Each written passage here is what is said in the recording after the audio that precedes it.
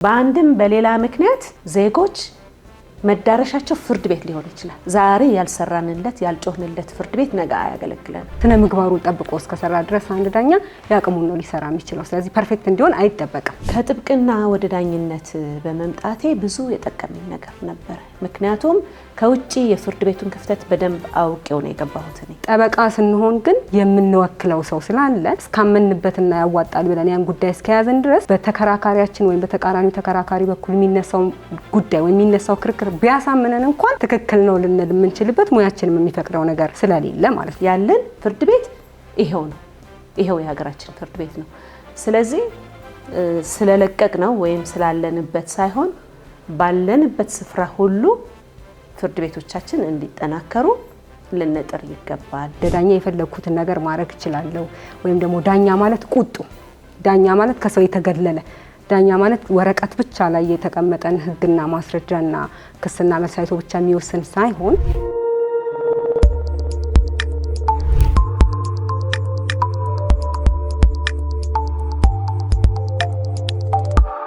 ሰላም ጤና ይስጥልን። የተወደዳችሁ የፍትህ ለሀገሬ ፕሮግራም ተከታታዮች፣ ፍትህ ለሀገሬ የተሰኘው ሳምንታዊ ፕሮግራማችን እንሆ ጀምሯል። አዘጋጅቼ የማቀርብላችሁ እኔ ሊያ ተረፈ ነኝ። ዛሬ በፍትህ ለሀገሬ የምንወያይበት ርዕሰ ጉዳይ ስለ ዳኝነትና ስለ አገልግሎት አሰጣጥ ነው። በዚህ ርዕሰ ጉዳይ ላይ ውይይት ለማድረግ ከዚህ ቀደም ለረጅም ዓመታት በዳኝነት ያገለገሉ የፌዴራል ጠቅላይ ፍርድ ቤት ሰበር ሰሚ ዳኛ ሆነው መጨረሻ ላይ ሰሩና አሁን ደግሞ ጠበቃና የህግ አማካሪ በመሆን እየሰሩ ካሉት ከዚህ ቀደም እንግዳዬ ከነበሩት ከወይዘሮ እትመት አሰፋ ጋር ነው። በጣም አመሰግናለሁ እንግዳዬ ሆነው ስለመጡ። እኔም አመሰግንሻለሁ ሊያ። በዚህ ርዕሰ ጉዳይ ላይ ዳግም እንድወያይ ስለጋበዝሽኝ በጣም ክብር ይሰማኛል። እሺ አመሰግናለሁ። እኔም በጣም እድለኛ ነኝ እርስዎን እንግዳ አድርጌ በመጋበዜና በዚህ ጉዳይ ላይ በማውራታችን በጣም ደስ ይለኛል። በዳኝነት ስራ ላይ በጣም ለረጅም ዓመታት አገልግለዋል። ከምንም በላይ ደግሞ በሀገራችን ከፍተኛ በምንለው በፌዴራል ጠቅላይ ፍርድ ቤት ሰበር ሰሚ ችሎት ላይ በዳኝነት አገልግለዋል። አሁን ጠበቃና ህግ አማካሪ ኖት። ስለዚህ ሁለቱን ማወዳደር እንችላለን። በዳኝነት ስራ ማገልገል እንዴት ያለ ስሜትን ይፈጥራል? ምን ነበረ እንደው ከነበሩት ኤክስፒሪየንስ እና ልምድ በዳኝነት መስራት ምን ይመስላል? እሺ አመሰግናለሁኝ። እንግዲህ በእኔ እምነት ዳኝነት ጥሪ ነው ብዬ ነው የማምነው። ጥሪ ነው፣ ስራ ሳይሆን አገልግሎት ነው ብዬ አምናለሁኝ። ስለዚህ እያንዳንዳችን በዳኝነት ለማገልገል የምንተጋ ወይም የምንወዳደር ባለሙያዎች በመጀመሪያ ጥሪያችን መሆኑን ማረጋገጥ መቻል ያስፈልጋል። ምክንያቱም የዳኝነት ስራ እኔ መለኮታዊ ትዕዛዝ ጭምርም ያለበት ነው ብዬ ስለማምን ነው ፐርሰናሊ። ምክንያቱም መመረጥን፣ መታመንን፣ መለየትን፣ ትጋትን እና ቅልጥፍናን የሚጠይቅ ሙያ ከመሆኑ አንጻር ለዚህ አገልግሎት የተጠራ ባለሙያ በመጀመሪያ አገሩን ዘመኑን መባረክ መቻል አለበት ብዬ አምናለሁኝ። መታደልም ስለሆነ ነው። ምናልባትም ከሌሎች ሰዎች በልጠን ሳይሆን እድለኞች ሆነን ምናልባትም ደግሞ ስናድግ በአንድም በሌላም ምክንያት ከቤተሰቦቻችን የያዝናቸው የስነ ምግባር መርሆች ደግሞ እንድንመረጥ እድል ሆነውን ሊሆን ስለሚችል ያንን በአግባቡ መለየት ያስፈልጋል። በዚህ አግባብ ተለይተን ስራውን መስራት ከጀመርን በኋላ ደግሞ ተገቢ እምነት፣ ተገቢ ክብር ሰጥቶ ለሾመን ህዝብ ደግሞ ተገቢውን መታመን ሰጥተን ልናገለግለው የሚገባ ሙያ በመሆኑ የተባረከ የተቀደሰ ሙያ ነው ብዬ አምናለሁኝ። በግሌም በጣም እድለኛ ነኝ ብዬ አምናለሁ። በዳኝነት እንዳገለግለው የሾመኝን ህዝቤ ዳግም ማመስገን እፈልጋለሁ። ትክክል ነው። በዳኝነት መስራት ቀላል ነገር አይደለም። ሰዎች ላይ የፍትህ ቦታ ነው፣ በጣም ትልቅ ቦታ ነው። ፍትህ ተነፍገው ያሉ ሰዎች፣ መብታቸውን የተነፈጉ፣ ንብረታቸውን የተነጠቁ፣ ወንጀል የተሰራባቸው፣ ወንጀል የሰሩ ሰዎች ጭምር ፍትህ የሚያገኙበት ቦታ ነውና ትክክል ነው። መሰጠትን የሚጠይቅ ከእውቀትም በላይ በጣም ብዙ ሌሎች ነገሮችንም ማድረግን የሚጠይቅ ነው የዳኝነት ስራ። በተለይ ደግሞ የፌዴራል ጠቅላይ ፍርድ ቤት ሰበር ሰሚ ችሎት ዳኛ መሆን ደግሞ የተለየ ኤክስፒሪየንስ የተለየ ነገር ነው ብዬ ነው ማስበው። ምክንያቱም መጀመሪያ ደረጃ ፍርድ ቤት ላይ፣ ከፍተኛ ፍርድ ቤት ላይ፣ ጠቅላይ፣ ከዛ ደግሞ ሰበር ሰሚ ችሎት ላይ ያለ ዳኛ የሚኖረው ኤክስፒሪየንስ ይለያል። በተለይ በሀገራችን ባለው ደግሞ ሰበር ሰሚ ችሎቱ አስገዳጅ የህግ ትርጉሞችን የሚሰጥ በሀገራችን ደግሞ ከተለያዩ ክልሎች ጭምር ፌዴራል ላይ ብቻ ሳይሆን ከተለያዩ ክልሎች ጭምር ትክክለኛ ውሳኔ አልተሰጠልኝም የሚሉ ቅሬታ ያላቸው ሰዎች የሚመጡበትና የመጨረሻ ውሳኔ የሚሰጥበት ቦታ እንደመሆኑ እዛ ቦታ ላይ መስራትስ እንዴት ያለ ስሜትን ይሰጣል? ምን ነገርን አስተናገዱ? እንዳልሽው የፌዴራል ጠቅላይ ፍርድ ቤት ሰበር ሰሚ ችሎት በሀገራችን የፍርድ ቤቶች ተዋረድ ወይም ደግሞ ሃይራርኪ የመጨረሻው ፍርድ ቤት ነው። which means ፒራሚዱ የመጨረሻ ጫፍ ላይ ያለ ፍርድ ቤት ነው። ስለዚህ በዚህ ችሎት ላይ ተሰይመው የሚሰሩ ዳኞች ውሳኔው የመጨረሻ ከመሆኑ አኳያ ተገቢው ጥንቃቄ፣ ተገቢው ትጋት አድርገው ሊሰሩ የሚገቡበት ችሎት ነው። ስለዚህ እኔ እንደ አንዲት ኢትዮጵያዊት ዜጋ በበታች ፍርድ ቤቶች በክርክር አመራር ሂደት ሊሆን ይችላል። በተለይም ሰበር ሰሚ ችሎቱ ከተሰጠው በህገ መንግስቱ ልዩ ስልጣን ህግን ከመተርጎም አንጻር አንድን ውሳኔ መሰረታዊ የሆነ የህግ ስህተት የተፈጸመበት ነው ብሎ ለመሻር፣ ለማረም፣ ለማስተካከል የሚችል ወይም ደግሞ የስር ፍርድ ቤቶች በውሳኔ አሰጣጥ ሂደታቸው ላይ ምንም የፈጸሙት መሰረታዊ የህግ ስህተት የለም ብሎ ደግሞ ለማጽናት በሚችል ችሎት ላይ ተሰይሜ ህዝቤን የማገልገል እድል በማግኘቴ በጣም ደስተኛ ነኝ። እድለኛ ነበርኩኝ ብዬ አምናለሁኝ። ስለዚህ እኔ በሀገሪቱ የመጨረሻ ፍርድ ቤት ተሰይሞ ለመስራት ተመርጬ ያንን አገልግሎት ለመስጠት ደግሞ ህዝቤ ታምኖብኝ እየጠበቀኝ ባለበት ችሎት ላይ በሰራኋቸው አመታቶች በሙሉ ክብር ነው የሚሰማኝ። ምክንያቱም ህዝብ አምኖ ነው ጉዳዩን የሚሰጠን። ያንተ ጉዳይ በበታች ፍርድ ቤቶች ውሳኔ ሲሰጥበት የተፈጸመ መሰረታዊ የህግ ስህተት አለ ብለን ለማረም ሙሉ ስልጣን ሰጥቶን እዛ ችሎት ላይ ተሰይመን የምናገለግለው። ስለዚህ በጣም ተገቢ ጥንቃቄ የሚያስፈልገው ችሎት፣ ምክንያቱም ህገ መንግስታዊ ጥሰት ከሌለው በቀር ውሳኔው የመጨረሻ ነው። ህገ መንግስታዊ ጥሰት ካለው ብቻ ነው ለህገ መንግስት አጣሪ ጉባኤ ቀርቦ ጉባኤው ደግሞ ህገ መንግስታዊ ጥሰት አለበት ብሎ አምኖበት ለፌዴሬሽን ምክር ቤት ከመራው በኋላ ነው ሊስተካከል የሚችለው እንጂ በሌሎች ግራውንዶች በሙሉ የመጨረሻ ውሳኔ በመሆኑ ከዳኞች ተገቢ ጥንቃቄ፣ ተገቢ ትጋት፣ ተገቢ አስተውሎት እየተደረገ ውሳኔ ሊሰጥበት የሚገባ ችሎት ስለሆነ እዛ ደረጃም ለመድረስ ብስለት ያስፈልጋል። በነገራችን ላይ በሰበር ሰሚ ችሎት ተመድበው የሚሰሩ ዳኞች ተገቢ እውቀት፣ ክህሎት ሊኖራቸው ይገባል። ይሄ ሁሉ ነገር ማጣራት ከተደረገ በኋላ ነው ሊመደቡም የሚገባ በዛ ችሎት ነው ብዬ የማምነው። ምክንያቱም ውሳኔው የመጨረሻ ስለሆነ። ቅድም እንዳሉት የተለየ ትጋት፣ የተለየ ልምድ፣ እውቀት ይፈልጋል። ቅድም እንደገለጹት የመጨረሻው የሀገሪቷ ላይ የመጨረሻ በፍርድ ቤት ደረጃ ከፍተኛው ስለሆነ ማለት ነው። እሱም ብቻ ሳይሆን ደግሞ አስገዳጅ ውሳኔዎችንም ጭምር የሚሰጥ ትክክል ነው። ለበታች ፍርድ ቤቶች አስገዳጅ ውሳኔ ይሰጣል። ስለዚህ በጣም ጥንቃቄ ይፈልጋል። እንዴት ነበረ አሰራሩ? ምንድን ነው ያለው ቻሌንጅ? በእርግጥስ አስገዳጅ ውሳኔ እንደሚሰጥ ችሎት የሰበር ሰሚ ችሎቱ እና እንደዛ እንደሚሰጥም ደግሞ ዳኛ አስፈላጊውን ነገር ያሟላ ወይም ደግሞ ከቻሌንጅ ወይም ደግሞ ከውጣ ውረድ ከእንቅፋት ነፃ የሆነ ትክክለኛውን ህግ ተርጉሙ ቅድም እንዳገለጹት አምኖ የሾመው ህዝብ ነው፣ ህዝብን ነው የሚያገለግለው እና በተቀመጠበትና በታመነበት አገልግሎት የሚሰጥ የነበረ ነው ወይስ ቻሌንጆች አሉት? እንግዲህ ቻሌንጆች ወይም ተግዳሮቶች የትም ቦታ ያሉ ናቸው። አቮይድ ልናደርጋቸው የምንችላቸው አይደለም። ነገር ግን እኔ በነበረኝ ቆይታ እንደውም አንዳንድ ጊዜ ነው የምንል ነበረ የሰበር ሰሚ ችሎቱ የሰጣቸው ውሳኔዎች ችሎት ላይ ሲነበቡ ህዝቡ ከሚያውቃቸው በቀር ከመጋረጃ ጀርባ ግን ዳኞች ምን ያህል ዲስከስ እንዳደረጉበት፣ እንደተወያዩበት፣ አንድ መዝገብ ምን ያህል ተደጋጋሚ ይቀጠር እንደነበር፣ አንዳንድ ጊዜ አቋም መያዝ ሲያቅተን ተጨማሪ ንባብ እናደርጋለን። በተለይም ደግሞ ቅድም እንዳልሽው ያ ውሳኔ በመዝገቡ ላይ ላለው አመልካችና ተጠሪ የሚሰጥ ውሳኔ አይደለም። ለአመልካችና ተጠሪ ብቻ የሚሰጥ ውሳኔ አይደለም። በአገሪቱ ላይ በዛ ኬዝ ምክንያት እየተተረጎመ ያለው ህግ ወጥ የሆነ የህግ አተረጓጎም እንዲኖር፣ ወጥ የሆነ የህግ አተረጓጎም ወይም ደግሞ አተገባበር እንዲኖር ታሳቢ በማድረግ ነው ዳኞች ውይይት የሚያደርጉት 5ቱም ዳኞች ማለት ነው።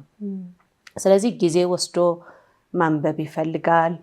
የህግ አተረጓጎም መርሆችን በአግባቡ መረዳት ያስፈልጋል። የእኛን አገር ልምድ ከህግ አተረጓጎም አኳያ የአፍሪካ ሀገሮች የዓለም ፕሪንሲፕልስ በሙሉ ማወቅ ያስፈልጋል እና ተገቢ ትጋት ሊደረግበት የሚገባ ችሎት በመሆኑ አንዳንድ ጊዜ ዲስካሽኖቻችን አንዳንድ ጊዜ ከምንወያይበት ክፍል ድምፅ አልፎ የሚወጣበት ጊዜ አለ። በጣም ሆት እንሆናለን። ምክንያቱም ሰዎችን ሳይሆን የምናየው ጉዳዮችን የምናይ ከመሆናችን አንጻር ማለት ነው። ስለዚህ እኔ በአብዛኛው በጠቅላይ ፍርድ ቤት ቆይታዬ በሰበር ሰሚ ችሎት ላይ ነው ተሰይሜ የሰራሁት። በተለይ ያለፉት 5 ዓመታት ደግሞ በሰብሳቢነት የሰራሁበት ያገለገልኩበት ችሎት ነው። ህዝቡ የዚህን ችሎት አሰራር ወይም ሎድ በአግባቡ ሊረዳ ይገባል። አንደኛ በርካታ ኬዞች ነው የሚቀርቡት። በእኛ አገር ላይ የሚቀርቡት ጉዳዮችና በሌሎች ሀገር ላይ ያሉት ጉዳዮች በመጠን ማለት ነው ይለያያሉ። የእኛ ሀገር ሰበር ሰሚ ችሎት በርካታ ጉዳዮችን ነው የሚያስተናግደው። ስለዚህ በዚህ ሁሉ ቻሌንጅ ውስጥ ሆነው ነው ዳኞች የሚሰሩት። ነገር ግን ከዚህ በፊትም በሌላ ኢንተርቪው ላይ ገልጫለሁኝ። በተቻለ መጠን ሰበር ሰሚ ችሎቱ የሚሰጣቸው ውሳኔዎች ተገቢ ጥንቃቄ ተደርጎባቸው ተገቢ ውይይት ተደርጎባቸው የሚሰጡ ውሳኔዎች ናቸው። ነገር ግን ዳኞች ሰዎች ነን። በዛ ችሎት ላይ ሆነ በማንኛውም ፍርድ ቤት ላይ የሚያገለግሉ ዳኞች ደግሞ ሰዎች ናቸው። ሰዎች ስለሆኑ የሚሰጡት ፍርድ የሚሰጡት ውሳኔ ትዕዛዝ ሕጸጽ የሌለበት ፍጹም ንጹሃት የሚባል ነው ግን ብለን ልንደመድም አንችልም። ሰዎች ስለሆንን በሂደት ሚስ ልናደርጋቸው የምንችላቸው ነገሮች ሊኖሩ ይችላሉ። ምክንያቱም ፍርድ የአምላክ ፍርድ ብቻ ነው ብቸኛው ትክክለኛው ፍርድ የምንለው ማለት ነው። ትክክል ነው። በተለይ ደግሞ እንግዲህ ከተሳሳትኩ ያርሙኛል፣ ግን በሀገራችን ባለው ኤክስፒሪየንስ እኔም ባለኝ በጥብቅናም ስራ የአብዛኞቹ ተከራካሪዎች ከስር ፍርድ ቤት ጀምሮ እየተወሰነባቸው ሲመጣ ሰበር ፍርድ ቤት ሳይደርሱ መመለስ የሌለ እስከማይመስል ድረስ አያስቀርብም ወይም መሰረታዊ የህግ ስህተት የተሰራበት አይደለም ተብሎ በትዕዛዝ ካልተመለሰ ድረስ አብዛኛዎቹ ሰበር ሰሚ ችሎት ላይ ይመጣሉ። ቅድምም እንደገለጹት እና እኔም ሼር እንደማደርገው ከሌሎች ሀገሮችም የሚለየው የኛ ኤክስፒሪየንስ በጣም ብዙ ኬዝ ሎድ አለ ሰበር ሰሚ ችሎቱ ላይ ማለት ነው።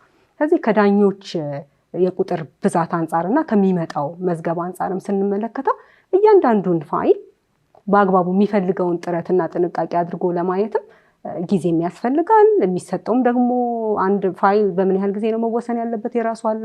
ሰው ደግሞ በራሱ እንግዲህ የራሱ የሆነ ሊሚቴሽን ወይም ገደብ ደግሞ አለው አይደለ? መስራት የሚቻለው ብቻ ነው የሚቻለው እና ምናልባት እዚህ ላይ አንድ ነገር ብሎ ቢያልፉ በጣም ደስ ይለኛል። ምክንያቱም የእግረ መንገዴን የፌዴራል ጠቅላይ ፍርድ ቤት ሰበር ሰሚ ችሎት እንደየችሎቱ 5 ዳኞች ካሉት የሰበር ሰሚ ችሎቱ እንደየችሎቱ ዲስከስ ሊደረግ ይችላል። በ5 ዳኞች ግን የመሰረታዊ የህግ ስህተት የሚባለው ላይ ጋይድ ላይን ኖሮት ወይም እነዚህ ጉዳዮች ላይ ሊኖረን የሚገባው አቋም ይሄ ነው ተብሎ እንደ ጠቅላይ ፍርድ ቤት ሰበር ሰሚ ችሎት አንድ ላይ ዳኞቹ አቋም የሚይዙበት ነው ወይስ እንደየችሎቱ የሚለያይ ነው? እንግዲህ ጥሩ ተገንዝበሽዋል። እኔ ባለፈው አመት ክረምት አካባቢ ላይ አሜሪካን ሀገር አንድ ስቴት ላይ ቆይታ ነበረኝና የፍርድ ቤቶች ደግሞ አሰራር የማየት እድል ገጥሞኝ ነበረ እና በዛ ሀገር ፍርድ ቤት ከሚቀርቡት 70% ኬዞች 70%ዎቹ በሴትልመንት ወይም በስምምነት ነው የሚያልቁት። 30%ቱ ብቻ ነው ወደ ክርክር ትራክ የሚገባው። የኛ ሀገር ጉዳይ እንዴት ነው ሊፈተሽ ይገባል። ህዝባችን እንዳጋጣሚም ሆኖ ይሁን አላውቅም በጣም ተከራካሪ ህዝብ ነው ያለ። ቅድም ስትገልጪ እንደነበረ እስከ መጨረሻው ፍርድ ቤት ሰበር ሰሚ ችሎት ከሰበር ሰሚ ችሎት ደግሞ አልፎ እስከ ህገ መንግስታዊ አጣሪ ጉባኤ ድረስ ይሄዳሉ። በቃ የመጨረሻውን ስቴጅ ላይ ካልደረሱ በቀር ሳቲስፋክሽን የለም። ይሄንን የፍርድ ጥራት እንዲኖር ከስር ጀምሮ በሲስተም ነው እያስተካከል ነው ልንመጣ የሚገባው ማለት ነው። በክልል ያሉ ፍርድ ቤቶችም ሆነ የፌዴራል ፍርድ ቤቶችም ጥራት ያለው ውሳኔ እንዲሰጡ ጉዳዮች በስምምነት እንዲያልቁ የሚመቻችበት እድል ሲስተም ቢፈጠር መዝገቦች እየቀነሱ ይመጣል። ሲገመት እኮ ወደ ላይ በፍርድ ቤቶች ሃይራርኪ ፒራሚድ የሆነ ቅርጽ እየያዘ ይሄዳል የሚባለው እኮ የይግባኝ ምጣኔ የሰበር ምጣኔ እያነሰ ይሄዳል የሚል ኤክስፔክቴሽን። አሁን ግን እሱ አይደለም። ዘ ሪቨርስ ኢዝ ትሩ። ማንኛውም ሰው ሰበር ድረስ ሄዶ አቤቱታ ያቀርባል። ስለዚህ ይሄ ተደጋጋሚ እና ከኮንትሮል በላይ የሆነ አቤቱታ ደግሞ አንዳንድ ጊዜ ሰበር ሰሚ ችሎቱ ሚናውን እንዲስት ያደርገዋል። ዳኞች አብዛኛውን ጊዜያቸው ተለዋጭ ቀጠሮ ሲሰጡ ይውላሉ። እንደዛ ግን አይደለም እኮ። ሰበር ሰሚ ችሎት መሰረታዊ የህግ ስህተት የተፈጸመበት የመጨረሻ ውሳኔን ለማረም ነው በህገ መንግስቱ ስልጣን የተሰጠው። እነዚህ መሰረታዊ የሆነ የህግ ስህተት ተፈጽሞባቸዋል ደግሞ የሚባሉት ደግሞ በምን መስፈርት ነው? በሌሎች ሀገሮች ኬንያም የመሄድ እድል ገጥሞኝ ነበረ። ናሽናል ኢንትረስት ያላቸው አብዛኛውን ህዝብ አፌክት ሊያደርጉ የሚችሉ የራሳቸው መመዘኛዎች ወይም ደግሞ መምረጫ መስፈርቶች አሏቸው። እኛ ወደፊት ወደዛ እየገባን መሄድ አለብን ብዬ እኔ ሪኮመንድ አደርጋለሁ። በእርግጥ የፌዴራል ፍርድ ቤቶች አዋጅ ቁጥር 1234/2013 በተወሰነ ደረጃ መሰረታዊ የህግ ስህተት የተፈጸመባቸው ውሳኔዎች ምን አይነቶች ናቸው ብሎ ለማመላከት ወይም ትርጉም ለመስጠት ሞክሯል። ያ ብቻ ግን በቂ ነው ብዬ አላምንም። ኢቭን ያ አዋጅ ከወጣ በኋላ ራሱ መዝገቦች እኮ በጣም ጨምረዋል። በእኔ እምነት የራሱ ሪሰርችና ጥናት የሚፈልግ ቢሆንም ጠቅላይ ፍርድ ቤት በጣም በርካታ መዝገቦች እንዳሉ ነው የምንረዳው እና ዳኞች ብዙ የስራ ሎድ አላቸው። በዛ የስራ ሎድ ውስጥ ሆነው ነው ወጥ የሆነ የህግ አተረጓጎም እንዲኖር እየጣሩ ያሉት።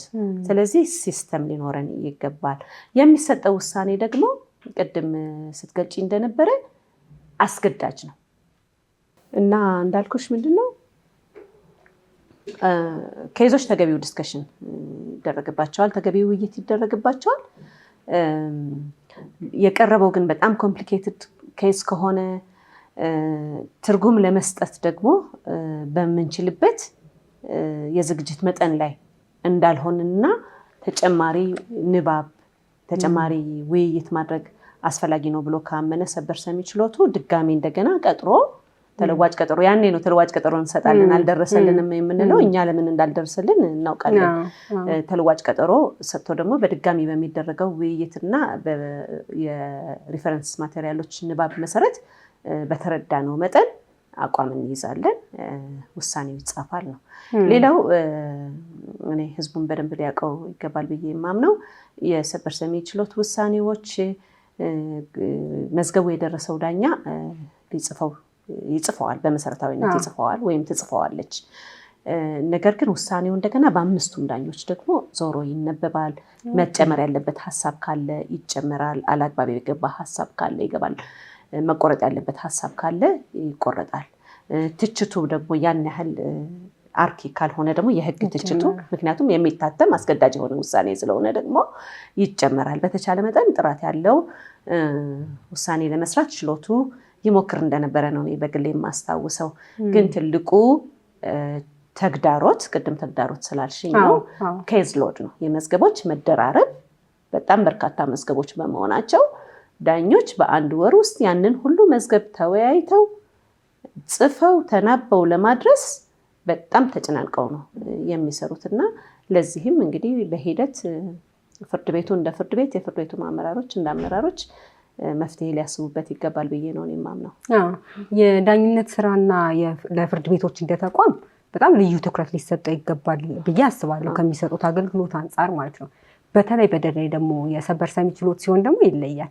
ቅድም እንዳልነው በተለያየ ምክንያት ከስር ፍርድ ቤቶች ጀምሮ ቅሬታዎች የሚመጡበት መሰረታዊ ህግ ስህተት አለ የለም ተብሎ የህግ ትርጉም ይሰጥበት፣ ከዛ ደግሞ አስገዳጅ ውሳኔዎች የሚተላለፉበት እንደመሆኑ የተለየ ትኩረት ያስፈልገዋል። ትኩረት ከምን ይጀምራል? አንደኛ የዳኞችን እውቀት፣ ብቃት፣ ክህሎት ከማሳደግ ጎን ለጎን የኬዝ ሎዶችን ወይም ደግሞ በቂ ቁጥር ያለው ዳኛን በዛ ቦታ ላይ በማስቀመጥ በአግባቡ ህብረተሰቡ ወደዛ ሲሄድ ጉዳይ ታይቶልኛል በሚል ስሜት የግድ ሁሉም ሰው አንድ ፍርድ ቤት ላይ ሲሄድ ሁሉም ሰው የሚወሰንለት አይደለ? ተከራካሪ ወገኖች ናቸው፣ ለአንዱ ይወሰናል። ነገር ግን ሲወሰን የሚወሰነው ውሳኔና የሚሰጠው የህግ ትርጉም ወይም ደግሞ የሚሰጠው ውሳኔ ግን በአግባቡ መመርመሩን ሊያሳይ በሚችል መልኩ እንደ ጠቅላይ ፍርድ ቤትና እንደ ሰበር ሰሚ ችሎት ከቦታው በሚጠበቅ አይነት ጥራት እና ትንተና እና ደግሞ ከሌሎች ፍርድ ቤቶችን በተለየ መልኩ መሆን ስለሚገባው የተለየ ትኩረት ያስፈልገዋል ብዬ አስባለሁ። አመራሮቹም እዚህ ላይ የሚሰሩበት ይመስለኛል፣ ሊሰሩበት ይገባል።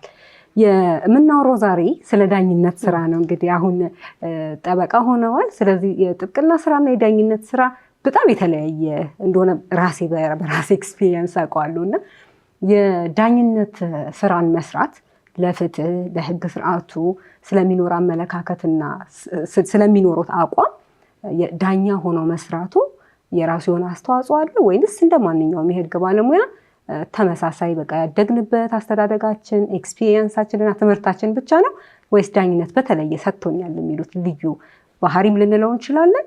ይሄን እንዳደርግ ይረዳኛል የሚሉት ነገር ካለ? እሺ ሊያ፣ ይሄን ጥያቄ ለመመለስ መጀመሪያ ዳኛ ከመሆኔ በፊት ከነበርኩበት ፕሮፌሽን ልነሳ። እኔ መጀመሪያ ስራ የጀመርኩት በአሁኑ የፌዴራል ቤቶች ኮርፖሬሽን ድሮ ኪራይ ቤቶች አስተዳደር ድርጅት በሚባለው መስሪያ ቤት ውስጥ ነገረፈጅ በመሆን ነው እና 5 ዓመት የኪራይ ቤቶች አስተዳደር ድርጅት ነገረፈጅ ሆኜ ሰርቻለሁኝ።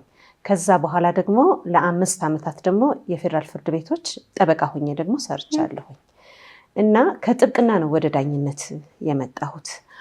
ከጥብቅና ወደ ዳኝነት በመምጣቴ ብዙ የጠቀመኝ ነገር ነበረ። ምክንያቱም ከውጭ የፍርድ ቤቱን ክፍተት በደንብ አውቄው ነው የገባሁት። እኔ ፍርድ ቤቱ ምን ላይ ነው ፌል እያደረገ ያለው፣ በተለይ ከተገልጋይ እርካታ ደንበኞችን በአግባቡ ከማስተናገድ አንጻር፣ ተገቢውን ክብር ሰጥቶ ከማስተናገድ አንጻር፣ ውሳኔን በተባለው የቀጠሮ ጊዜ ከማድረስ አንጻር የተገልጋዮች ስሜት ራሱ ምን ነበረ የሚለውን ተገልጋይ ስለነበርኩኝ የፍርድ ቤቱ በጣም አውቄው ነው ክፍተቱን የገባሁት እና ያም በመሆኑ ምክንያት ውጤታማ ዳኛ እንደሆነ አድርጎኛል ብዬ ነው የማምነው። ምክንያቱም በዳኝነት ዓመታቶቼ በሙሉ በፍጹም ኃላፊነት በፍጹም በሙሉ እምነት ስራውን በመውደድ ነው የሰራሁት። እስከማውቀው ድረስ ተገቢውን ክብር ሰጥቼ አገልግያለሁ ብዬ አምናለሁኝ። ነገር ግን ሰው ነኝና ፐርፌክት ነኝ ማለት አይደለሁም። ራሴ የፈጸምኳቸው ህጸጾች ሊኖሩ ይችላሉ። ይህንን ታሳቢ በማድረግም የመጨረሻው ከችሎት በተነሳሁበት ዕለት ችሎት ተሰይሜ ከችሎት ዳኞች ጋር ተሰናብቼ ችሎት ታዳሚዎችን የሰራኋቸው ህጸጾች ካሉ ያስቀየምኳችሁ ነገሮች ካሉ በይፋ ይቅርታ ጠይቃለሁ ብዬ ነው የወረድኩትና በጣም ደስተኛ ነኝ። ያ ምንድነው? አንድን ነገር በአግባቡ አውቀሽው ስታገለግይ ውጤታማ እንድትሆኚ ስለሚያደርግሽ ነው። አሁን ወደ ጥያቄሽ ልምጣ። ዳኛ ሆነሽ ደግሞ ከጥብቅና አገልግሎት ጋር ፍጹም የተለያዩ ስራዎች ናቸው። ነገር ግን ደግሞ ለአንድ ዓላማ ነው። ጠበቆችም ዳኞችም አቃቢ ህጎችም ተገቢውን ስነ ምግባር ይዘው ሙያቸውን የሚተገብሩ ከሆኑ አንድ ዓላማ ነው ያላቸው። አልቲሜት ጎላቸው ፍትህን ማስፈን ነው። መብትን ለሚገባው እንዲሰጥ ማድረግ ነው። መቀጣት ያለበት ሰው ካለ፣ ህግን የተላለፈ ሰው ካለ ተጠያቂ እንዲሆን ማድረግ ነው እና የቆምንበት መድረክ ወይም ፖዲየም ብቻ ነው የሚለያየው ማለት ነው። ስለዚህ የዳኝነት ስራ እና ጥብቅና፣ በተለይ ጥብቅና ሌላ ኤሌመንትም አለው፣ ቢዝነስ አለው አይደለም? ዲል እናደርጋለን፣ ይሄን ጉዳይ በዚህ ያህል እንይዛለን እንላለን። እሱ ላይ ትንሽ የከበደኝ ይመስለኛል። አሁን የድሮ የጥብቅና ልምዴ ቢኖርም አሁንም ከዳኝነት አንጻር ነው ነገሮችን የማየው። ግን ያንን ፖዚቲቭ ተጽዕኖ አድርጌ ነው እኔ የምቆጥረው። ፖዚቲቭ የሆነ ኢንፍሉዌንስ ነው፣ ተጽዕኖ ነው። ነገሮችን ሰክኜ እንዳይ ረድቶኛል።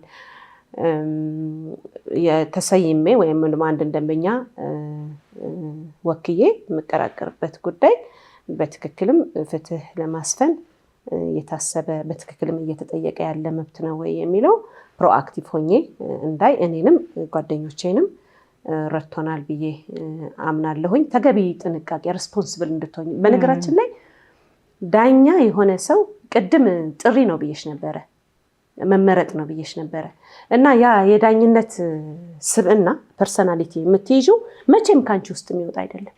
በቃ መቼም በሌላ ሙያ ላይ ብትሆኚ የሚወጣ አይደለም። አሁን እኔ ችሎት ስሰየም ጠበቃ እገሌ ቀርብ ያለሁ እላለሁ። አንዳንድ ጊዜ ችሎቶች ያውቁኛል፣ ረጅም ዓመት ሰርቻለሁኝ። ዳኛ ሆኜ ስላገለገልኩኝ የተለየ ትሪትመንት እንዲሰጠኝ አልጠይቅም። ህግን አክብሬ ስርዓቱን አክብሬ ነው አሁንም ክርክሬን የማቀርበው። ግን ችሎት እስኪጀምር ድረስ ወይም ሌሎች ባለጉዳዮች እየተስተናገዱ እያለ በተለይ ከክርክር አመራር ጋር በተገናኘ አይለቀኝም። አሁንም የዳኝነት ስሜቱ እንዲህ ባይሉ ኖሮ ዳኛዋ ወይም ባይሉ ኖሮ ዳኛው ይህ ቢሆን ኖሮ ምናምን ጥሩ የተሰራ ሆኖ በሌሎች ባለጉዳዮች ከይዝም ከሆነ ደግሞ ውስጤ ደስ ይለኛል። በጣም ደስ ይለኛል። በቃ አሉን ተተኪ እያፈራናቸው ያለን ዳኞች እስከ ላይ ጠቅላይ ፍርድ ቤት ሰበር ሰሚ ችሎት ማደግ የሚችሉ መሰየም የሚችሉ ዳኞች እላለሁኝ። አንዳንድ ደግሞ ያልመሰሉኝ አካሄዶች ካሉ ደግሞ ለመምከር ሞክራለሁ ባገኘሁት መድረክ። አንዱ የመመክርበት መድረክ ሶሻል ሚዲያው ነው። እንግዲህ ሶሻል ሚዲያው ነው። ምክንያቱም ሌላ ኢንስቲትዩሽን የለንም ሊያ፣ ሌላ ተቋም የለንም። ያለን ፍርድ ቤት ይሄው ነው። ይሄው የሀገራችን ፍርድ ቤት ነው። ስለዚህ ስለለቀቅ ነው ወይም ስላለንበት ሳይሆን ባለንበት ስፍራ ሁሉ ፍርድ ቤቶቻችን እንዲጠናከሩ ልንጥር ይገባል። የተሳሳተ ነገር ካለ ሊታረም ይገባል ብለን ልንጠይቅ ልንጮህ ይገባል። ጥሩ ሲሰሩ ደግሞ ልናደንቃቸው፣ ልናመሰግናቸው፣ አፕሪሼት ልናደርጋቸው ይገባል። ጥሩ የሚሰሩ ዳኞች እንዲበረታቱ፣ ወደ ላይ ፍርድ ቤቶች እንዲሾሙ፣ እንዲተጉ ማበረታቻ እንዲሰጣቸው ሪኮመንድ ልናደርጋቸው ይገባል። የእውነቴን ነው። እኔ ኦነስትሊ የዳኝነት ክብሩን እጠብቃለሁ አሁንም። ነገር ግን አሁንም ህጸጽ ካየሁ ዝም እላለሁ ብዬ እኔ አላምንም። ባገኘሁት አጋጣሚ እነሱን አፕሮች ለማድረግ የሚያስችለኝ የስብሰባም አጋጣሚ ከሆነ ፎረምም ባገኝ ሀሳቤን እናገራለሁ በግልጽ ብዬ ነው የማምነው። በተፈጥሮም በባህሪም እንደዛ ነው። ያመንኩበትን ሀሳብ በማንኛውም ቦታ በነፃ አንጸባርቃለሁ። ሌላ ምንም ሞቲቭ የለኝም። ነገሮች እንዲስተካከሉ ነው። ፍርድ ቤቶቻችን እንዲልቁ ነው። ሀገራችን እንድትልቅ ነው። ምክንያቱም በአንድም በሌላ ምክንያት ዜጎች መዳረሻቸው ፍርድ ቤት ሊሆን ይችላል። ዛሬ ያልሰራንለት ያልጮህንለት ፍርድ ቤት ነገ አያገለግለንም። እሺ፣ ዛሬ ዳኛ ስለሆንን ብቻ አይደለም ማየት ያለብን። ኦኬ፣ የዳኝነት ስፍራውን ልንለቅ እንችላለን። በጤና ምክንያት ልንለቅ እንችላለን። በራሳችን ፈቃድ ልንለቅ እንችላለን። በሌላ ምክንያትም ልንለቅ እንችላለን እና የጋራ የሆነ ትብብር፣ የጋራ የሆነ ደግሞ ቅንነት የተሞላበት መሻት ያስፈልጋል። የተበላሹ ነገሮች፣ ያላማሩ ነገሮች ካሉ አመራሮችን ሄደን ኢንፎርም ልናደርግ ይገባል። እዛ የተቀመጡት አመራሮች ደግሞ ዌልካም ነው ሊሉን የሚገባው። ሌላ ሞቲቭ ይዘን አይደለም የምንሄደው። በጋራ ነው ሀገራችንን ማቆም፣ ተቋሞቻችንን መስራት የምንችለው እና እንደዛ ብዬ ነው እኔ የማምነው። አሁንም እኔም የምስማማውና የማምንበት ነገር ዳኛ ሰው ነው። ስለዚህ ሰው ደግሞ ፐርፌክት አይደለም ማለት ሙሉ አይደለም በብዙ ነገር። ስለዚህ አንድ ዳኛ ባለው እውቀት ባለው ልምድ እና ካለፈበት የኑሮ ምናልባት ልምድ ልለው እችላለሁ ተነስቶ እና ከነበረው ኤክስፒሪየንስ የሚሰራው ስራ ከዳኛ ዳኛ ሊለያይ ይችላል። ሁሉም ሰው ስነ ምግባሩን ጠብቆ እስከሰራ ድረስ አንድ ዳኛ ያቅሙን ነው ሊሰራ የሚችለው። ስለዚህ ፐርፌክት እንዲሆን አይጠበቅም። ስለዚህ ቅድም ሲገልጹ ስለነበረ ነው በአገልግሎቴ ወቅት የነበረ ህጸት ካለ ይቅርታ አልኩኝ ችሎት ላይ ሲሉ ትንሽ ኢሞሽናል ስላደረገኝ ነው። እኔ እንደ ታናሽ በእድሜ እንደ ሙያም ደግሞ እንደ ታናሽ ስለሰጡት አገልግሎት ማመስገን እፈልጋለሁ።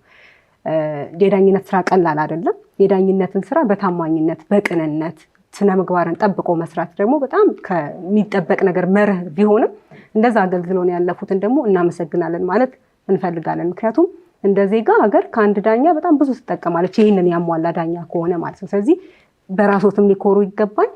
ስላለፈውም ነገር ለሌሎች ሴቶችም እንደ ሴትም ደግሞ በተለይ እንደ ሙያ አጋርም ብቻ ሳይሆን እንደ አንዲት ሴት በብቃት ስራን በዲሲፕሊን ሰዎች በሚስማሙበት ሁሉም ሰው በሚስማሙበት መልኩ ሰርቶ መውጣት ቀላል ነገር ስላልሆነ ማለት ነው። የዳኝነት ስራ በደንብ ቅድም መስማማበት የገለጹት ነገር ከእውቀት በላይ እውቀት በጣም መሰረታዊ ነገር ነው። ሁሉም ዳኛ ተመሳሳይ ስታንዳርድ የሆነ ወይም ደግሞ አንድ ዳኛ ሊያውቅ የሚገባውን ህግ ሊያውቅ ይገባል።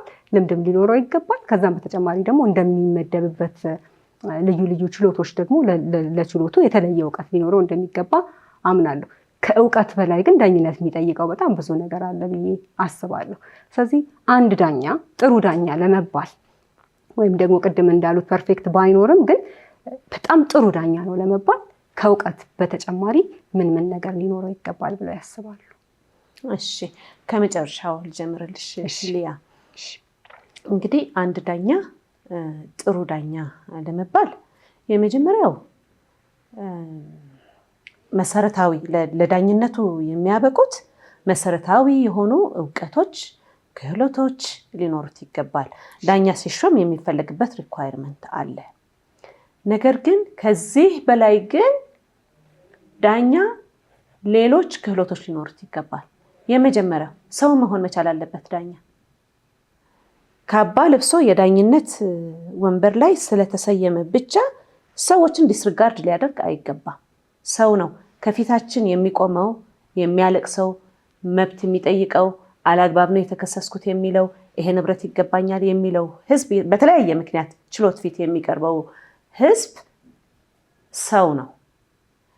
እኛም ምናልባት እዛ ወንበር ላይ በዳኝነት ወንበር ላይ ስለተቀመጥን ነው እንጂ ምናልባት ያልተናገርናቸው ብዙ ጥያቄዎች፣ የምናለቅስባቸው ነገሮች እኮ ሊኖሩን ይገባል።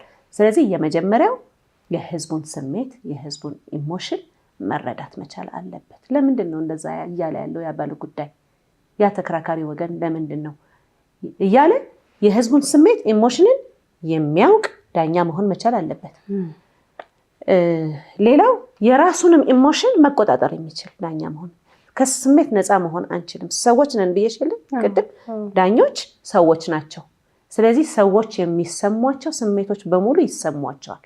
የደስታ ስሜት ሊሰማቸው ይችላል። የብስጭት ስሜት ሊሰማቸው ይችላል። ንዴት ሊይዛቸው ይችላል። ለቅሶ ላይ ሊሆኑ ይችላሉ። የተለያዩ ስሜቶች ኢሞሽንስ የምንላቸው ነገሮች በሙሉ ፊል ሊያደርጓቸው ይችላሉ። ትልቁ ነገር ግን ስሜቶቻቸውን እንዴት ይገዛሉ፣ እንዴት ይቆጣጠራሉ የሚለው ነው። ስለዚህ ዳኛ ሰው ሊሆን ይገባል። ርህራሄ ሊኖረው ይገባል። የህዝቡን ስሜት በአግባቡ ሊያውቅ፣ ሊረዳ፣ ማህበረሰቡን ሊያውቅ ይገባል ብዬ ነው የማምነው። ትልቁ የዳኛ ኳሊቲ ዳኛ ከህዝቡ ጋር የሚያደርገው መስተጋብር በርህራሄ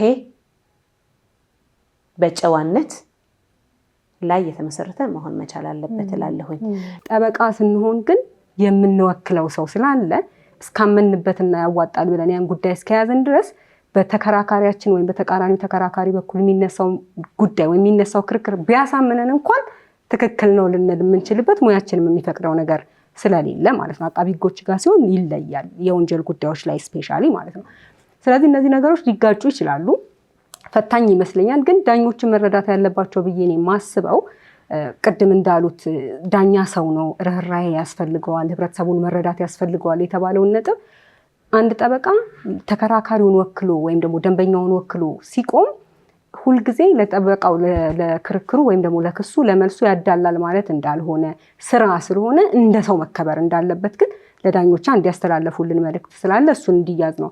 ምናልባት አብዛኞቹ ዳኞች ጥብቅና ስራ ላይ ያሉ ሰዎች በጣም የተሻለ ልምድ ያላቸው ስለሆነ ይህንን ይረዳሉ ብዬ አስባለሁ። አንዳንዴ ግን ባለማወቅም በማወቅም ከራሱ ደግሞ ከግለሰቡ ምናልባት ባህሪ አንጻር ሊሆን ይችላል።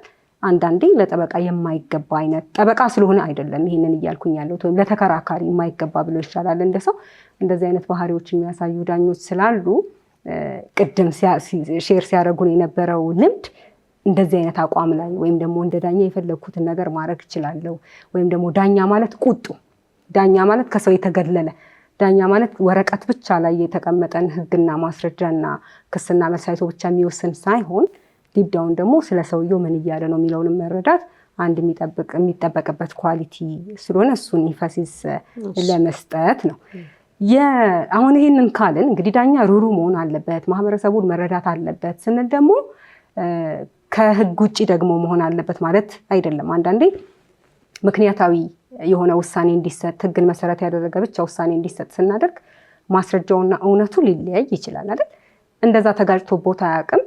የዳኝነት ስራ ትልቁ ፈተና እንደዛ ነው ብለው አያስቡም። ለምሳሌ እውነቱን ከክርክሩ ሂደት ከሰዎቹ አገላለጽ ሊረዱ ይችላሉ። ነገር ግን ወረቀት ላይ ያለው ክስ ወይም ደግሞ ማስረጃና ህጉ የሚደግፈው ወደድንም ጠላንም ህግን መሰረት አድርገን መስራት ስላለብን እንደዳኛ እነዚህ ነገሮች ሲጋጩ ባላንስ ማድረግ ይቻላል ወይ? አዎ ከባድ ነው ሊያ፣ ከባድ ነው። ትልቁ ዳኞች ደግሞ ትልቅ የስሜት አጣብቂኝ ውስጥ የምንገባበት ኢንሲደንት ነው አሁን የገለጽሽው። ምንድን ነው የሚሆነው? የመጀመሪያው እንግዲህ ቅድም ስገልጽልሽ እንደነበረ ለሰበር ሰሚ ችሎቱ ከተሰጠው ስልጣን አንጻር በአብዛኛውን የሰበር ሰሚ ችሎት ላይ ስለሰራሁኝ መሰረታዊ የሆነ የህግ ስህተት የተፈጸመበትን የመጨረሻ ውሳኔ ነው የሚያርመው እና ተከራካሪ ወገኖች በክርክር ጉድለት ምክንያት ተገቢውን ማስረጃ ሳያቀርቡ ቀርተው በተለያየ መሰል ጉዳዮች ምክንያት እውነት እያላቸው አንደኛው ተከራካሪ ወገን ላይ እውነት እንዳለ እየተረዳን ነገር ግን በህጉ ማዕቀፍ ላይ ስለሆነ መወሰን ስላለብን በሰበር ደረጃ ማስረጃ ይቅረብ ልንል አንችልም፣ ማስረጃ ልንመዝን አንችልም። ውሳኔው ተገቢ ነው ብለን የምናጸናበት ጊዜ አለ። በጣም የተከራካሪ ወገኑን ስሜት እየተረዳን እኛም እየቆሰልን አብረን ማለት ነው። ከዚህ ጋር በተያያዘ ግን አንድ ስፔሲፊክ ምሳሌ ልስጥሽ። በጣም ብዙ ጊዜ ሲቸገርበት የነበረ ለምሳሌ አንድ የማይንቀሳቀስ ንብረት አንድ ቤት አንቺ ወደሽ በእህትሽ ስም ፎር ኤኒ ሪዝን ልትገዢ ትችያለሽ። ስሙን ብቻ ነው በሷ ያደረግሽው እንጂ ሀብቱ ቤቱ የተገዛበት ያንቺ ሊሆን ይችላል። ኦኬ ወደፊት ቢትዊን ያደረጋችሁት ስምምነት ሊኖር ይችላል። የሆነ ጊዜ ላይ ቤቱ የኔ ነው ብለው ይመጣሉ። በዚህ አይነት የተገዙ ሰዎች በሌላ ሰው ስም የተገዙ ንብረቶች በሙሉ ቤቱ የኔ ነው ብለው ክስ ያቀርባሉ እና ህጋችን ደግሞ ለማይንቀሳቀስ ንብረት የተሰጠ የይዞታ ማረጋገጫ ማስረጃ በሐሰት የተሰጠ መሆኑ ካልተረጋገጠ በቀር ትክክለኛ ነው ብሎ ነው የሚያምነው። የይዞታ ማረጋገጫ ማስረጃው ለተሰጠለት ሰው ነው የሚያደላው። ግን አንቺ ውስጥ ግን እውነት እንዳለ የምንረዳ ቢሆንም ስሜታችን እየተረበሸ እዚህ ላይ ነው አጣብቂኝ ውስጥ የምንገባው እና ውሳኔውን ካርታው ወይም የይዞታ ማረጋገጫ ማስረጃው ለፈቀደለት ሰው የምንሰጥበት ጊዜ አለ፣ በአብዛኛው እንደውም ማለት ነው። ሌሎችም ተመሳሳይ ኢንሲደንቶች እውነት አንደኛው ተከራካሪ ወገን ላይ እንዳለ እያወቅን ነገር ግን ህጉ ማያንቀሳቅሰን ጊዜ በሚገጥመን ጊዜ ፊል ታደርጊያለሽ፣ በጣም ፊል ታደርጊያለሽ። ግን ምንም ልታደርጊያችልም። ውሳኔ መስጠት የስራ ድርሻሽ ነው። ውሳኔውን ትሰጫለሽ። እንደዚህ አይነት እንትኖች አሉ። ተመልካቾቻችንን መረዳት ያለባቸው እንግዲህ አሁን ጠበቃና የህግ አማካሪ የሚል ስለሆነ ያለው ምንድን ማማከርም ስለምንችል ማለት ነው። ምንድነው የሰዎች እውነት ስላላቸው ብቻ ፍርድ ቤት ላይ ጉዳያቸውን ይዘው ሲመጡ ያሸንፋሉ ማለት አይደለም። ተሸነፉ ማለት ወይም ደግሞ እውነታቸውን ዳኞች አልተረዱላቸውም ማለት ደግሞ ዳኞቹ ስህተት ናቸው ማለት አይደለም፣ ወይም ጉዳያቸውን አልተረዱላቸውም ማለት አይደለም። ስለዚህ ተመልካቾቻችን ከዚህ መውሰድ የሚችሉት ብዬ ማስበው ቁም ነገር ማንኛውም ተከራካሪ በባለሙያ ታግዞ መብቱን እንዴት መጠየቅ እንዳለበት ወይም ደግሞ መከራከር ያለበት በምን አግባብ እንደሆነ ከስር ጀምሮ ካልመጣ በስተቀር ላይ ፍርድ ቤት ሲሄድ አሽረዋለሁ የሚለው ነገር ከስር የተበላሸን ነገር ላይ ማስተካከል ስለማይቻል ዳኞችንም አንዳንዴ ባልተገባ መንገድ የዳኞች ስም ሲጠፋ እንመለከታለን። ሰዎች ስለተወሰነባቸው ብቻ ለምንድን ነው የተወሰነብኝ የሚለውን ከማየት ይልቅ አላግባብ ነው የተወሰነብኝ እኔ እውነት አለኝ በሚል መነሻ የፍርድ ቤቶችን የዳኞችን ስም አላግባብ ሲያነሱም እንመለከታለን። ሌሎች ችግሮች እንደተጠበቁ ሆነው ማለት ነው። ስለዚህ እነዚህ ነገሮች አንዱ መነሻው በአግባቡ አለመከራከርም ስለሆነ ዳኛ ምንም ማድረግ አይችልም። የቀረበለትን ክርክርና ማስረጃ እና ደግሞ ለዛ ጉዳይ ሪፈር ሊያደርግ የሚችለውን ህግ ብቻ መሰረት አድርጎ እንጂ ለዛ ሰውዬ ሲባል ስለራራ ስላዘነ እውነት ስላለው ህግ ሊጽፍለት አይችልም። ወይም ደግሞ ማስረጃም ሰፖርት ሊያደርገው ስለማይችል በተከራካሪ ቦታ መሆን ስለማይችል ያንን መረዳት ስላለባቸው ነው። ምናልባት አንዳንዴ የተወሰነባቸው ሰዎች አይ ዳኞች ሩሩ መሆን አለባቸው ይባላል። ግን እንደዚህ ነው። እኔ እንደውም እዚህ ነገር ላይ በደንብ አድሬስ ማድረግ ፈልጋለሁኝ። የመጨረሻውን ውሳኔ የሚሰጠው ፍርድ ቤት ስለሆነ ፍርድ ቤቱ እንደዚህ ወሰነ። ከፍርድ ቤቶች የሚታይ ጉድለት ሊኖር ይችላል። እሱን በጉድለታቸው መጠን የምንመዝናቸው የምንተቻቸው ሆኖ ማለት ነው። ነገር ግን ደግሞ ከተከራካሪ ወገኖች የክርክር ብቃት ማነስ፣ ቅድም እንዳልሽው አንዳንድ ተከራካሪ ወገን እኮ የመጀመሪያ ደረጃ መቃወሚያ ብቻ አቅርቦ በፍሬ ነገር ላይ መልስ ላይ ሰጥ ይችላል። ማስረጃ ላይ ቆጥር ይችላል። ምስክር ላይ ቆጥር ይችላል። ይቅረቡልኝ የሚላቸው ከሌሎች አካላት ማስረጃዎች ላይ ጠቅስ ይችላል። ከክርክር ጉድለት ዳኞች በቀረበላቸው ነገር ላይ ብቻ ተመርኩዘው የሰጡት ውሳኔ ሊኮነኑበት አይገባም። ሌሎች አካላት ደግሞ በሚሰጡት ማስረጃ ምክንያት ደግሞ ዳኞች ውሳኔ ካስሆን ለምሳሌ አስተዳደር አካላት የሚሰጡት ማስረጃ በህግ አግባብ የቀረበ እስከሆነ ድረስ ክሬዲብል ነው። እሱን መሰረት አድርገው ዳኞች ውሳኔ ከሰጡ ሊኮነኑበት አይገባም። ነገር ግን ደግሞ ይሄንን ደግሞ ከደሙ ንጹህ ናቸው ግን ደግሞ ልንል አንችልም። ዳኞች የሚፈጽሙት ስህተት ስንፈጽመው የነበር ስህተት ሊኖር ይችላል። እንደ አንድ የጁዲሻሪው አካል ክፍተቶች ሊኖርብን ይችላሉ። እነዚህ ሁሉ ስህተቶች፣ ክፍተቶች ግን ደግሞ ኔጌቲቭ የሆነ ኮሜንት ብቻ አንደኛ ተጠያቂነት አለብን። ሁለተኛ ደግሞ ከህዝባችን ኮንስትራክቲቭ የሆነ ኮሜንት ሊቀርብ ይገባል። ተጠያቂ መሆን ያለበት አካል ካለ ተጠያቂ መሆን ይገባዋል ነው። ቅድም ያልገለጽኩልሽ ስለተከበረው ፍርድ ቤት ተገቢ ክብር የተከራካሪ ወገኖች ያልሽውን በተመለከተ እኔ በዳኝነት ዘመኔ በሙሉ ሴንስ አድርገው የነበረ ነው። የሚገርምሽ ህዝባችን በጣም ፍርድ ቤትን ያከብራል፣ ዳኞችን ያከብራል። አሁን ዳኞች ላይ እያቀረበ ያለው ጥያቄ እንደተጠበቀ ሆኖ ማለት ነው። በጣም ፍርድ ቤትን የሚያከብር ህብረተሰብ ነው ያለን። ዳኞች ስንሰየም የተከበረው ፍርድ ቤት ብሎ ብድግ ብሎ ነው የሚቀበለን። ኦኬ፣ ያ የተከበረው ፍርድ ቤት ብሎ ብድግ ብሎ የሚቀበልሽ ህዝብ የተከበረ ነው። ሁሌ ተቀመጡ፣ ክበሩልኝ ማለት መቻል ያስፈልጋል። ልናከብራቸው ነው የሚገባው በዳኝነት ስናስተናግዳቸው። ምክንያቱም ይሄ ህዝብ ወደ ፍርድ ቤት ባይመጣ የዳኝነት ስራ የሚባል ነገርም እኮ አይኖርም። ስለ ዳኛ ስራ፣ ስለ ዳኛ ደሞዝ ማውራት አንችልም አይደለም? ስለዚህ ታምኖብን በህዝብ ተወካዮች ምክር ቤት ፊት ቀርበን ተሾመን ጉዳዩን ደግሞ ገበናውን ፊት ለፊታችን አቅርቦ እንድንዳኘው እየጠየቀን ያለ ህዝብ፣ እየቃተተ ያለ ህዝብ ሊከበር ይገባል። የእውነቴን ነው የምለው። ይሄ በየትኛውም መስፈርት ቢሆን ሊከበር ይገባል። ፎር ዛት ማተር ከፊታችን የሚቆመው ተከራካሪ ወገን እኔ ትናንትና ዳኛ ስለነበርኩ አይደለም፣ በጣም ትልልቅ ፖዚሽን ላይ ያሉ ሀገሪቱ ላይ ትልልቅ ተጽዕኖ ሊያመጣ የሚችል ስራ እየሰሩ ያሉ ሀገርን እየጠቀሙ ያሉ ዜጎች ከላይ እስከ ታች ከሀብታም እስከ ድሃ ከምንም ስልጣን ከሌለው እስከ ከፍተኛ ባለስልጣን ድረስ ፍርድ ቤት ሊቀርብ ይችላል። ይሄንን ስልሽ እንድናደላላቸው አይደለም። በክርክር ሂደት ግን ዳኛ ስማርት መሆን መቻል ያለበት፣ ክርክሩን በሚመራበት ሂደት ግን ተገቢ ክብር ሊሰጠው ይገባል። በአክብሮት ሊያስተናግደው ይገባል። ስናከብር ነው ልንከበር የምንችለው። እኛ ያላከበርነው ህዝብ ሊያከብረን አይችልም አይደለም? ምናልባት ከቀጣይ ጥያቄሽ ጋር አገናኝቼ ልመልሰው እችል ይሆናል። ይሄን በሚመለከት ምን አይነት ክህሎት ያስፈልጋቸዋል የሚለው ልስማሽ መጀመሪያ። እሺ፣ በጣም አመሰግናለሁ። ቅድም እያልን ነበረ የሚፈልጉት ነገር አለ ዳኝነት ከህግ ማወቅ በተጨማሪ ስንል ነበር። ቀጣይ ያለው ደግሞ ጥያቄ የዳኝነት ስራ ወደ ዳኝነት ስራ የሚሰማሩ ሰዎች ከህግ ትምህርት ቤት መመረቃቸው እንደተጠበቀ ሆኖ የተለያዩ ትሬኒንጎችን ይወስዳሉ፣ ልምድም ያገኛሉ። ነገር ግን ተጨማሪ የሙያ ስልጠና አያስፈልጋቸውም ወይ? ለምሳሌ ከህግ ጉዳይ ጋር ያልተያያዘ ነገር ግን ለዳኝነት ስራ አስፈላጊ የሆኑ ሙያዎችን ሊማሩ ወይም ደግሞ ኮርሶችን ሊወስዱ እነዚህ እውቀቶችና ክህሎቶች ሊጨመሩላቸው ይገባል። እንደው ካለኝ ኤክስፒሪየንስ አንፃር ዳኞች እነዚህን ኮርሶች ወይም እነዚህን ትምህርቶች ሊማሩ ይገባል ከህግ ጎን ለጎን የሚሉት ካለ? ጥሩ ጥያቄ ነው ሊያ። እንግዲህ ይህንን ከዳኞች የመደበኛ ህጎች እውቀት ባሻገር ምን አይነት ኳሊቲ ነው ሊኖራቸው የሚገባው፣ ምን አይነት ክህሎት ነው ሊኖራቸው የሚገባው የሚለውን መሰረታዊ ጥያቄ የሚመልስልን ነው። በእኔ እምነት ኢሞሽናል ኢንቴሊጀንስ ሊኖራቸው ይገባል። በአማርኛው ምን ብዬ እንደምተረጉመው ባላቅም ስሜቶቻቸውን የሚገሩበት ክህሎት ኢንቴሊጀንስ የሚቆጣጠሩበት ሊኖራቸው ይገባል ብዬ ነው የማምነው።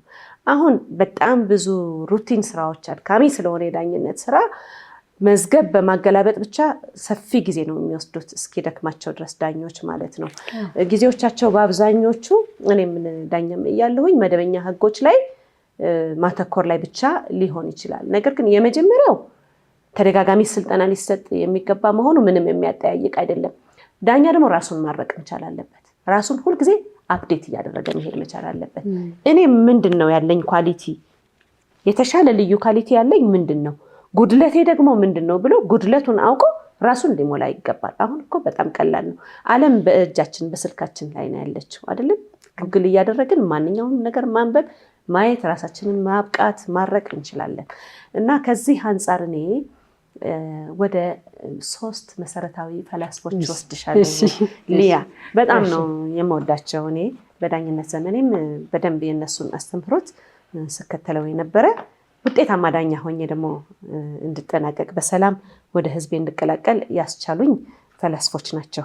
የመጀመሪያው የሶቅራጥስ አድቫይዝ ነው። እኛ ምን ያህሎቻችን ዳኞች እናውቃቸዋለን? የህግ ትምህርት ብቻ አይደለም እኛ የሚጠቅመን፣ የፍልስፍና ትምህርቶች እየሞረዱን ይሄዳሉ። ሻርፕ እንድንሆን፣ ሙያችን ላይ ታማኝ እንድንሆን፣ በተገቢው ትጋት ስርዓት እንድንሰራ የሚያስችሉን ናቸው። ሶቅራጥስ 4 መሰረታዊ ምክሮችን ለዳኞች መክሯል። የመጀመሪያው ሊስን ኮርቴስሊ ይላል። ከዳኞች የማድመጥ ብቃት ጋር በተገናኘ የሰጠው ምክር ነው። ሁለተኛው አንሰር ዋይዝሊ የሚለው ምክሩ ነው። ሶስተኛው ኮንሲደር ሶበርሊ የሚለው ምክሩ ነው። አራተኛው ዲሳይድ ኢምፓርሻሊ ነው። አሁን ምንድናቸው እነዚህ ነው? ዳኛ በፍርድ ቤታዊ ድባብና ጨዋነት መሰረት ማዳመጥ መቻል አለበት። የመጀመሪያው ማለት ነው። እሱ ላይ ምን ያስቀምጣል? ሬስፔክት ማድረግ አለባቸው። ባለጉዳዮቻቸውን፣ ህዝቦቻቸውን ማክበር መቻል አለባቸው ይላል። ሁለተኛው ደግሞ ትዕግስት የተሞላባቸው ሊሆኑ ይገባል። ዳኛ ታጋሽ መሆን መቻል አለበት። ክርክሩን ሲመራ በትዕግስት፣ በጨዋነት፣ በፍርድ ቤት ድባብ እያዳመጠ ሊመራ ይገባል የሚለው ምክሩ ነው። ሁለተኛው ደግሞ ከዳኞች የሚሰጡት ትዕዛዝ ለተከራካሪ ወገኖች ኮርት ላይ የምናደርገው መስተጋብር አለ አይደለም? ዳኛና ባለጉዳይ፣ እሱ ላይ ደግሞ በጣም ዋይዝ መሆን መቻል አለባቸው። መጽሐፍ ቅዱስም እኮ ጠቢብ ሁኑ ነው የሚለው አይደለም? እና ሶቅራጥስ ዳኞች ዋይዝ መሆን አለባቸው ይላል በምክሩ። ይሄንን ሲል ደግሞ ኮሚኒኬሽናቸው ግልጽና በምክንያት በጥበብ የተደገፈ መሆን መቻል አለበት የሚለው ነው። ይሄም ተከራካሪ ወገኖችን ከማክበር ጋር፣ ከመስተንግዶ ጋር፣ ከክርክር አመራር ሂደት ጋር የሚገናኝ ምክሩ ነው። ሶስተኛው ኮንሲደር ሶበርሊ የሚለው ምክሩ፣ ይሄኛው ማንኛውንም አቮይድ ኢሞሽናል ባያዝ ልበለው በእንግሊዝኛ፣ ከማንኛውም ስሜታዊ ተጽዕኖ ስራውን በአግባቡ እንዳይሰራ ሊያደርገው ከሚችል ከማንኛውም ስሜታዊ ተጽዕኖ ነፃ መሆን መቻል አለበት ወይም ደግሞ አለባት ዳኛ የሚለው ነው። የመጨረሻው ዲሳይድ ኢምፓርሻሊ፣ ይሄ ምንም በህገ መንግስታችንም የተደነገገ ነው። ገለልተኛ ሆኖ ነው መወሰን ያለበት። ገለልተኝነቱን አፌክት ከሚያደርግ ከማንኛውም ነገር መራቅ አለበት የሚለው ነው። ከዛ በፊት ጥንት በታሪክም በፍልስፍና ትምህርትም እንደምናውቀው ፈላስፎቹ አንዱ አንዱን እየወረሰ እየተተካኩ ነው የሄዱት አይደለም? የመጀመሪያው የሶቅራጥስን ነገርኩሽ። ሁለተኛው ሶቅራጥስን የተከተለው ደግሞ ፕሌቶ ነው። ፕሌቶ ደግሞ ከሶቅራጥስ አስተምህሮ ላይ ደግሞ የጨመረው ነገር አለ። የመጀመሪያው ዳኞች አላግባብ ሊያንጸባርቋቸው የሚችሉ ስሜቶቻቸው ወይም ኢሞሽኖቻቸው አጠቃላይ የፍርድ ሂደቶቻቸውን፣ አጠቃላይ ውሳኔዎቻቸውን ሊያጨልሙ የሚችሉ ክላውድስ ኦር ዳመናዎች መሆናቸውን ማወቅ መቻል አለባቸው። በጣም በጣም ፕሮአክቲቭ ሆነው ከኢሞሽን ካለ አግባብ ኢሞሽን ነፃ መሆን መቻል አለባቸው። ካልሆነ በኢሞሽን ውስጥ ሆነው ክርክር የሚመሩ ከሆነ ግን የትኛውንም ያህል እውቀት ቢኖረው፣ የትኛውንም ያህል የህግ ትንታኔ ጀስቲፋይ ማድረግ የሚችል ወይም የምትችል ዳኛ ቢሆን ወይም ብትሆን ህዝብ ሊያከብረው አይችልም፣ ስራውንም ሊያይለት አይችልም። ትልቁ የዳኛ ኳሊቲ ክርክር የመምራት ብቃቱ፣ ስርዓቱ፣ ህዝብ አክባሪነቱን ነው። ስለዚህ ፕሌቶ ምን ይለናል? የመጀመሪያ አዌርነስ ሊኖራቸው ይገባል። እነዚህ አላግባብ የሚጸባረቁ ኢሞሽኖች ስራዎቻቸውን ሊያበላሹ የሚችሉ ስሜቶች መሆናቸውን ማወቅ መቻል አለባቸው ነው። ሁለተኛው ስሜቶቻቸውን ሊገሩ ሊቆጣጠሩ የሚችሉባቸው ተገቢ የሆነ ምክንያት ሊኖራቸው ይገባል። ሪዝን ሊኖራቸው ነው የሚገባው እና ስሜቶቻቸው አንደር ኮንትሮል መሆናቸውን በራሳቸው አንደር ኮንትሮል መሆናቸውን ማወቅ መቻል አለባቸው ነው። ይህንን ለማድረግ ደግሞ ኢንተሌክት የሆነ ዊዝደም ያስፈልጋቸዋል ነው የሚለው። ይህም ወደ መጽሐፍ ቅዱስ ነው የሚወስደን። ጥበብ ያስፈልጋቸዋል። ዳኛ ጥበበኛ መሆን መቻል አለበት። ካልሆነ በሆነው ባልሆነው ሁሉ ስሜቱን እያንጸባረቀ የሚያወጣ ከሆነ ወይም ከሆነች ስራው ሊታይለት አይችልም። ኦኬ። ስለዚህ ስሜትን መግዛት ያስፈልጋል በሚል ፕሌቶ የሶቅራጥስ ሰክሰሰር ነው። ከዛ ከፕሌቶ በኋላ የሚመጣው አሪስቶትል ነው። አሪስቶትል ደግሞ ከዳኞች የኢሞሽናል ኢንቴሊጀንስ ኮንትሮል ከማድረግ ብቃት ጋር በተገናኘ ምንድን ነው የሚላቸው? ቨርቹስ ጀጅስ ይላቸዋል። ወይም ደግሞ ሞራሊ ኤክሰለንት የሆኑ በቃ የሞራል ልህቀት ጋር የሞራል ልዕልና ጋር የደረሱ ዳኞች ሊኖሩን ይገባል ይላል። አሪስቶትል ዳኞች ምንም ስሜት ሊኖራቸው አይገባም ብሎ አያምንም። ሰዎች ስለሆኑ ስሜት አላቸው። ሁላችንም ዳኞች በነበርንበት ጊዜ ላይ ሰዎች ስለሆነን የሚንጸባረቁብን ስሜቶች ይኖራሉ። ነገር ግን እነዚህን ስሜቶች ለመቆጣጠር የሚያስችል ግን ሞራል ሊኖረን ይገባል። ይሄ ሞራል ባለን ጊዜ ሞራሊ ኤክሰለንት ጀጅ ይሆናል። ስለዚህ ፍትህን ጀስቲስን ጀስቲፋይ ማድረግ ይችላል። በአግባቡ ህብረተሰቡን ኮንትሮል አድርጎ አክብሮ ክርክሩን መርቶ አልቲሜት ጎሉ ፍትህን ማስፈን ነው። ስለዚህ ተገቢ የሆነ ትዕዛዝ እየሰጠ የመጨረሻ ውሳኔው ላይ ይደርሳል ማለት ነው። ከዚህ ቀጥሎ የሃይማኖታዊ ኮማንድ ደግሞ አለን እኮ ዳኞች ብቻ ሳይሆን ማንኛውም ማህበረሰብ እቺ ምድር ያደግንበት ሃይማኖት እንድትመራንና እንድንሰራት ተደርጋ እየተፈጠረች ናት። በግሌ ሃይማኖትም ኖረንም አልኖረንም፣ ነገር ግን ይህንን ዓለም የፈጠረ ግን አንድ ኃይል አለ። ያ ኃይል እውነተኛ ኃይል ነው፣ የሞራል ኃይል ነው። ኦኬ። ስለዚህ ዓለም ላይ የሚደረገው በተለይ ሰዎች የሚያደርጉት መስተጋብር በሙሉ ኤቲክሱን የጠበቀ እንዲሆን ይፈልጋል። ኦኬ። እንደ ክርስትና እምነት ተከታይ እንደ እስልምና ተከታይ እግዚአብሔር አለ፣ አላህ አለ እንላለን። ይህ ኃይል የሚሰጠን ትዕዛዝ አለ፣ ኮማንድ አለ። ኦኬ። ስለዚህ ዳኛ በመጽሐፍ ቅዱስ ብትሄጂ አሁን በተለያየ የመጽሐፍ ቅዱስ ክፍል ውስጥ ዳኞች ስነ ምግባር አክብረው ትክክለኛ ፍርድ ሊሰጡ እንደሚገባ የሚያስተምሩ የመጽሐፍ ቅዱስ ክፍሎች በርካታ ናቸው። ኦኬ። ስለዚህ ከሞራል ኤሌመንት ጋር በተገናኘም ስፔሲፊክ አድርጎ የመጽሐፍ ቅዱስ ክፍል ሊያሳየን የሚችል ቨርስ ኦር ምንድነው ቁጥር ቻፕተር ባናገኝም እያንዳንዱ ስክሪፕቸር ጋር ግን እየሄድን በምናነብበት ሰዓት ግን ለምሳሌ እግዚአብሔር እውነተኛ ዳኛ ነው አይደለም? እውነተኛ ዳኛ እኮ እግዚአብሔር ብቻ ነው። በዚህ ምድር ላይ ግን በዳኝነት ስንመላለስ ሐቀኛ ሆነን እንድንሰራ ይፈልጋል እግዚአብሔር። ስለዚህ እግዚአብሔር እውነተኛ ዳኛ ስለሆነ የምንሰጠው ፍርድ እውነተኛ እንዲሆን መጣር መቻል አለብን። ያንን እውነተኛ ፍርድ ለመስጠት በሚያስችለን የክርክር አመራር ስርዓት መጓዝ መቻል አለብን። የዛሬ ታይትላችን የክርክር አመራር ስርዓት ብቻ ስለሆነ ሌላ ጥበብ ያስፈልጋችኋል ይላል መጽሐፍ ቅዱስ። ንጉሥ ሰለሞን ጥበብና ማስተዋልን ስጠኝ ብሎ ነው አምላኩን የጠየቀው። ኦኬ።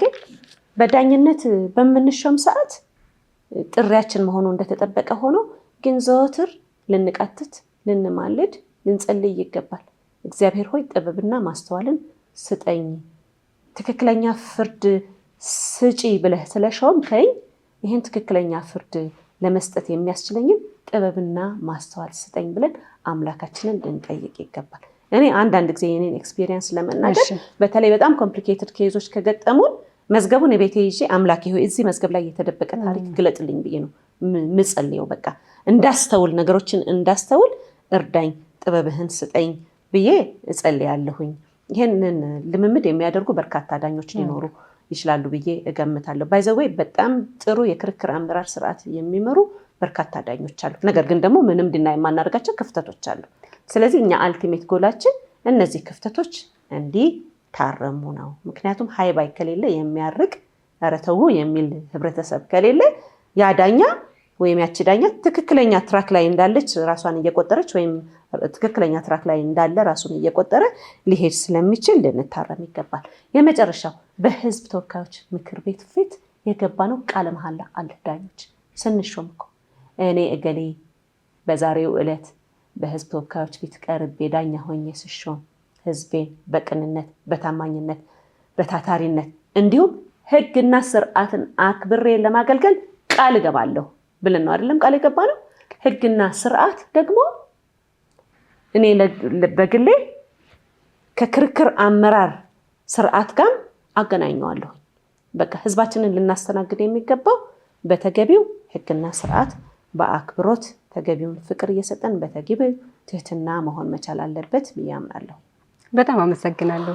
እንዳሉት ነው በጣም በርካታ ዳኞች ስነ ምግባራቸውን አክብረው አሁን የገለጿቸውና ቅድም ስናወራ የነበረውን ከአንድ ዳኛ የሚጠበቁ በርካታ ነገሮችን አሟልተው ስራቸውን እየሰሩ እንደሆነ እናውቃለን። ነገር ግን የዚህም ፕሮግራምም ዓላማ እኛም እየተነጋገርን ያለ ነው እንደ ህግ ባለሙያ የሀገራችን የፍትህ ስርዓት ላይ ኃላፊነት አለብን ያገባናል ካልን ክፍተቱን መለየትና ክፍተቱን የፈጠሩ ባለሙያዎች ወይም ደግሞ ሰዎች ካሉ ደግሞ ማስተካከል ስለሚገባ እንደ ሲስተምም እንደ ስርዓትም ስላለ ያንን መግለጽ ስለፈለግን ነው። እዚህ በዚህ አጋጣሚ ስራቸውን አክብረው ስነ ምግባራቸውን ጠብቀው ህግና ስርዓትን ተከትለው የሚሰሩ ዳኞችን ልናመሰግን ምንም እንኳን ግዴታቸው እንኳን ቢሆንም ግን ካለው የስራ ጫና አንጻር ስለሚሰጡት ለማህበረሰቡ ስለሚሰጡት የአገልግሎት ልናመሰግናቸው ይገባል ብዬ አስባለሁ።